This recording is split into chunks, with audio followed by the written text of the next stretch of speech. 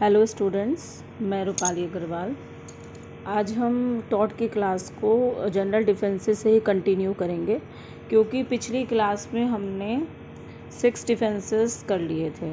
Already there are 12 defences, तो हम 7 defences से अभी शुरू करते हैं। 7th क्या है? स्टैच्यूटरी अथॉरिटी है। If the damage is caused to a person by an act done under the authority of the legislature, he cannot bring an action for it.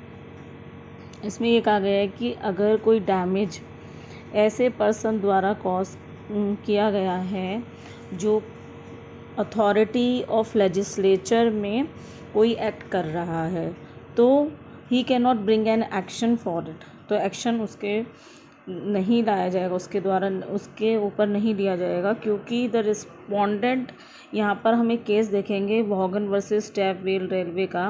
यहाँ पर जो था रिस्पोंडेंट जो था वो एक रेलवे कंपनी में ऑथोराइज था रेलवे के लिए।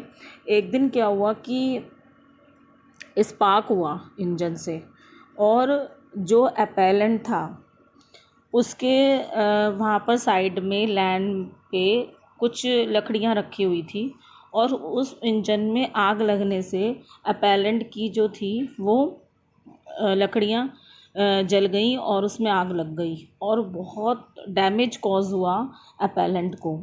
तो it was held that since the respondent had taken proper care, यहाँ पर क्या था, रिस्पोंडेंट ने प्रॉपर केयर ली थी, पूरा ध्यान रखा था इन रनिंग द ट्रेन्स, तो he will not be liable. तो यहाँ पर जो ये कहा गया ना स्टैच्यूटरी अथॉरिटी में अगर कोई पर्सन वर्क करता है तो उसके खिलाफ एक्शन नहीं लिया जाएगा।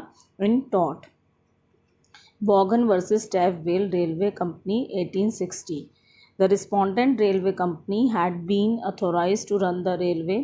One day sparks from an engine set fire to the appellant's wood, which was on the adjoining land, and thus great damage was caused to the appellant. It was held, since the respondent had taken proper care in the running trains, they will not be liable. Now we will see the 8th one, that is the judicial acts. Judicial acts से हमें यहाँ पर from the term it's clear that it stands for judicial officers, judges, munsifs, magistrate are exempted from any liability for the work done by them in the discharge of their judicial duties. यहाँ पर क्या है, अगर कोई judicial officer है, जज है, मुंसिफ है, मैजिस्ट्रेट है, अगर वो कोई अपना वर्क उस अथॉरिटी के अंडर में करते हैं और तो उनके ऊपर कोई भी एक्शन नहीं लिया जाएगा, क्योंकि जो भी उन्होंने निर्णय लिया है वो उस अथॉरिटी में लेकर लिया है। This exemption is available to all higher and subordinates courts of the country. ये जो एग्जेम्पशन है ये अवेलेबल है सभी higher and subordinate courts country के। जितने भी लोअर कोर्ट्स हैं, जितने भी हायर कोर्ट्स हैं, उन सब पे ये एप्लीकेबल होगा। 9th one is quasi judicial authority. यहाँ पर हमने ऊपर देखा जुडिशियल, यहाँ पर है क्वासी जुडिशियल अथॉरिटी। यहाँ पर जो क्वासी जुडिशियल अथॉरिटी है ये उन अथॉरिटीज़ से डिफरेंट है जो हमने अभी ऊपर देखी, जैसे जो जुडिशियल, जजेस, मजिस्ट्रेट। यहाँ पर जो अथॉरिटी है उन इसमें कौन कौन सी अथॉरिटीज़ आती है, जैसे कि कोई क्लब है, यूनिवर्सिटी है, मेडिकल काउंसिल हैं, इनको क्या बोला गया है, other than the judicial authority, and it's termed as quasi judicial authority. These authorities have power to make their own regulations for administration. In authorities को पावर होती है कि अपने रूल्स और रेगुलेशंस बनाएं, जिससे कि एक अच्छा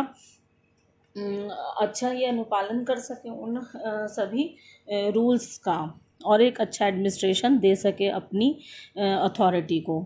यहाँ पर जो केस है वो है एनविन versus मैंड्यूचर 1905।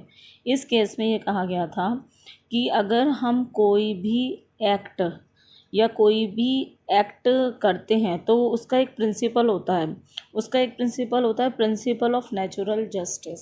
Principle of natural justice rules और कस्टम्स को अगर हम ध्यान में रख के कोई भी एडमिनिस्ट्रेशन के रूल्स बनाते हैं तो वहाँ पर वो एग्जेम्प्टेड हैं, मतलब वो लायबल नहीं होंगी वो अथॉरिटीज़। तो इसलिए यहाँ पर कहा गया है कि quasi judicial authority if they act in accordance with the principles of natural justice, rules and custom, they are exempt from the liability in the torts. 10th one is executive authority. यहाँ पर executive authorities में कौन लोग आएंगे? यहाँ पर आएंगे state, कोई भी कंसर्निंग स्टेट है कोई सा भी, उसके जो एग्जीक्यूटिव ऑफिसर्स हैं, कोई राज्य है उसका कोई एग्जीक्यूटिव ऑफिसर्स हैं उसके, they are given privileges by the constitution and the statutes passed by the legislation. उनको संविधान में प्रिविलेजेस दी गई हैं और जिनसे कि उन वो जो छूट प्रदान करती हैं टॉर्शियस लाइबिलिटीज़ के against. 11th one is parental and quasi parental authority.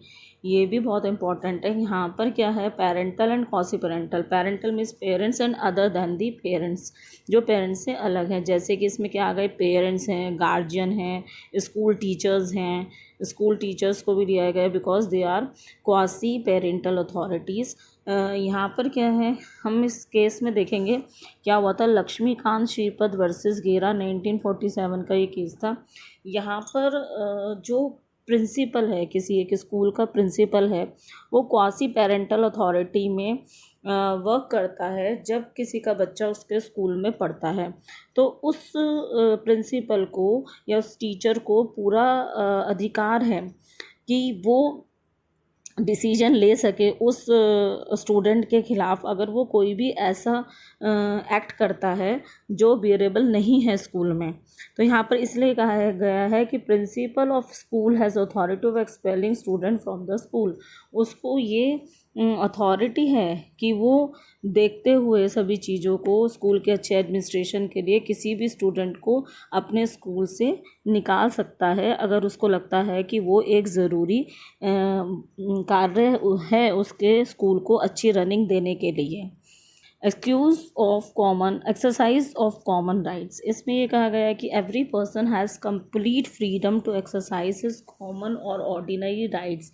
Her person को पूरा अधिकार है कि वो अपने कॉमन एंड ऑर्डिनरी राइट्स को अच्छे से एक्सरसाइज करे, but these exercise in the good faith and the lawful manner. पर जो भी वो अपने अधिकारों का यूज़ करता है उनका good faith and lawful manner में ही करें।